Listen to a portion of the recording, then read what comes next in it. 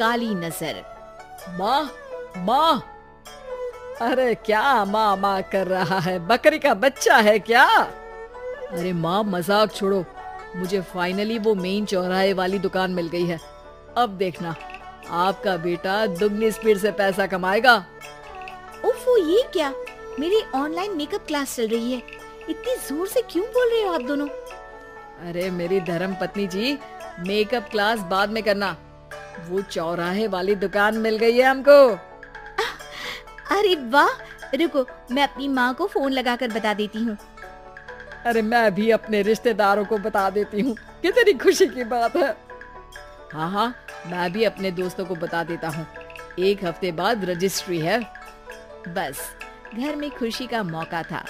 उन तीनों ने अपने अपने फोन उठाए और लोगों में बात फैलाना शुरू कर दिया। और रही सही कसर श्वेता बहू ने अपने पड़ोस में सबको बताकर कर दी। अरे वर्मा आंटी, अब हम भी जल्दी कार ले लेंगे। घर का रेनोवेशन होगा और ठाट से रहेंगे हम भी। अरे ऐसा क्या हुआ? लॉटरी बाटरी लग गई है क्या? अरे इस बार चौराहे वाली मॉल में हमको भी दुकान मिल गई है। दुकान नंबर 21, जो एकदम चौराहे पर है। अब ग्राहक बढ़ेंगे तो आमदनी भी बढ़ेगी ही ना। अरे वाह, कितनी खुशी की बात है। मैं बहुत खुश हूँ तुम्हें इतना खुश देख के।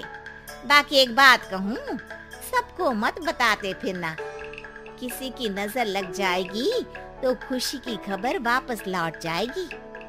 हैं? ऐसे थोड़ी ना होता है। अब डरा रही हूँ। अरे सही कह रही हूँ, काली नजर कहते हैं इस चीज को, जब आप किसी को कुछ बताओ और वो काम बिगड़ जाए। अरे लेकिन मैं तो... तुमने सबको बता दिया ना? हाँ, फोन लगा लगा के। अब बच के रहना, काली नजर बड़ी खतरनाक होती है। श्वेता इतनी खुश रहती है कि वो वर्मा आंटी की बात पर ध्यान ही नहीं देती, जबकि पड़ोस में और भी लोगों से खुशी की खबर शेयर करती रहती है। अगले दिन राजेश बहुत दुखी होकर घर आता है। अरे बेटा, क्या हुआ? मुंह क्यों सूजा हुआ है? मधुमक्खी ने काट लिया क्या? माँ, वो दुकान किसी और के पास चली गई।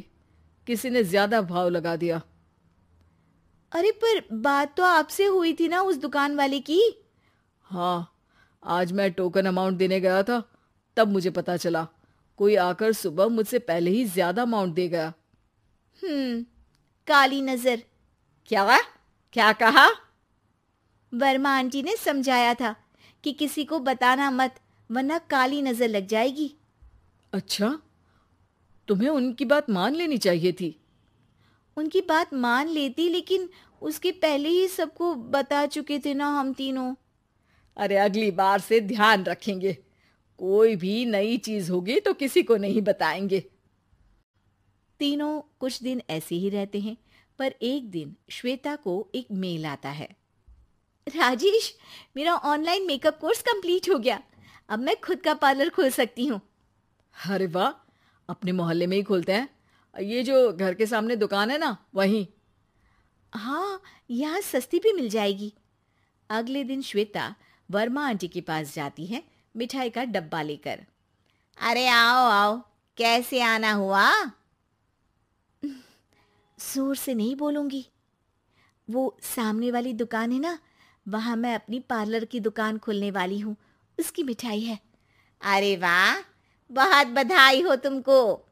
हाँ, मैं कमाने लगूंगी तो राजेश पर पूरे घर का बोझ नहीं रहेगा ना आंटी जी। ये तो है, पर ये बता कि तूने ये बात किसी और को तो नहीं बताई ना? अरे नहीं नहीं, पिछली बार गलती कर दी थी। काली नजर लगी किसी की और राजेश के हाथ से वो दुकान चली गई थी। सबको मत बताना। चलो मैं चलती हूँ, कल दुकान की बात करने भी तो जाना है। अगले दिन श्वेता दुकान के लिए मालिक से बात करने जाती है। अरे लेकिन दुकान तो हम कल रात को ही किसी को दे चुके हैं। कल ही? हाँ, कल ही। 2 दिन बाद कोई यहाँ पार्लर भी खोल लेगा। अब कहीं और दुकान देख लीजिए। अरे पर हमको भी तो पार्लर ही खोलना था। भाई एक ही दुकान है, आधी आधी तो नहीं दे सकता ना मैं। राजेश और श्वेता घर पर हताश होकर आ जाते हैं। इस बार तो किसी को बताया भी नहीं था, अब किसकी काली नजर लग सकती है। सुनो, तुमने माँ को बताया था क्या? अरे कैसी बात कर रही हो, माँ की नजर थोड़ी ना लगेगी। पक्का तुमने किसी को नहीं बताया था ना? सिर्फ वर्मा आंटी को बताया था, उन्होंने ही मुझे किसी को नहीं बताने को कहा। अरे यार तुम भी सही हो, मेरी माँ को नहीं बताने को कह रही हो, पर वर्मा आंटी को बताना तुम्हें जरूरी लगा। अरे वर्मा आंटी ने ही तो काली नजर के बारे में बताया था ना, वो हमेशा हमारा भला ही तो चाहती है।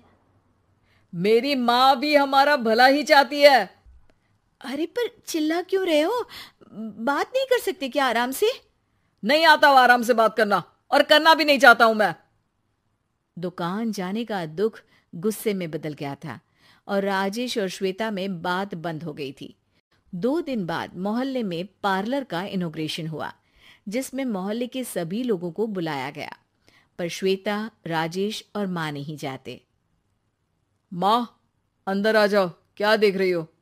अरे नया पार्लर देख रही हूं अपने आंगन से। देखो, माँ को दूसरे का सुख देखने में कितना मजा आ रहा है, मेरा दुख नहीं दिख रहा इन्हें। यहाँ मेरा पार्लर भी तो हो सकता था। अरे चुप रहो यार, हर बात में लड़ाई क्यों ढूंढ रही हो? राजेश और श्वेता फिर बहस करने लगते थे। तभी माँ ने दोनों को बाहर बुलाया। अरे जरा देखो तो दुकान चलाने वाले का बोर्ड पर नाम क्या लिखा है? श्रुति वर्मा। गाड़ी निकाले बेटा, हमें कहीं जाना है। काली नजर का इलाज कराने? राजेश अपनी बाइक निकालता है। तीनों ट्रिपलिंग कर रहे हैं। माँ राजेश को उस मॉल वाली दुकान पर लेकर जाती है जहां राजेश अपनी दुकान खोलने वाला था। यही दुकान लेना चाहता था ना तू? हाँ, पर इनको भी दुखी करने लेकर आई हो क्या यहाँ पर दुकान दिखाकर? वहां काफी नहीं था? अरे श्वेता थोड़ा सब्र रख, अभी पता चलेगा कि हम यहाँ क्यों आए हैं। बता, इस दुकान चलाने वाले का नाम क्या है? अनुपम वर्मा। कुछ समझ में आया? वो दुकान वाली श्रुति वर्मा, ये दुकान वाला अनुपम वर्मा, और हमारे पड़ोस में हमने उस दुकानों के बारे में बताया किसको था? अब वर्मा आंटी को। मतलब वर्मा आंटी ही हमारा काम बिगाड़ रही है? नहीं नहीं, ऐसा नहीं हो सकता, ये बस इत्तेफाक है। राजेश अपना फोन निकालता है और श्रुति वर्मा और अनुपम वर्मा के नाम फेसबुक पर सर्च करता है, जहां ये दोनों ही वर्मा आंटी के रिश्तेदार होते हैं। श्वेता को समझ में आ जाता है कि वर्मा आंटी की ही नजर काली नजर है। अब क्या करना है? कोई भी खुशी की खबर हो तो काली नजर से बचना है, यानी वर्मा आंटी से बचना है। अरे पर मुझे ये समझ में नहीं आया कि वो हमारे साथ ऐसा क्यों करेंगी। अरे बेटा, एक सीख है, दूर के आदमी को आपकी तरक्की से कम परेशानी होगी, पड़ोसी को ज्यादा। दोनों माँ की बात में हामी भरते हैं और अगला काम चुपचाप करने की कसम खाते हैं, ताकि आगे से वर्मा आंटी कोई काम ना बिगाड़ सके।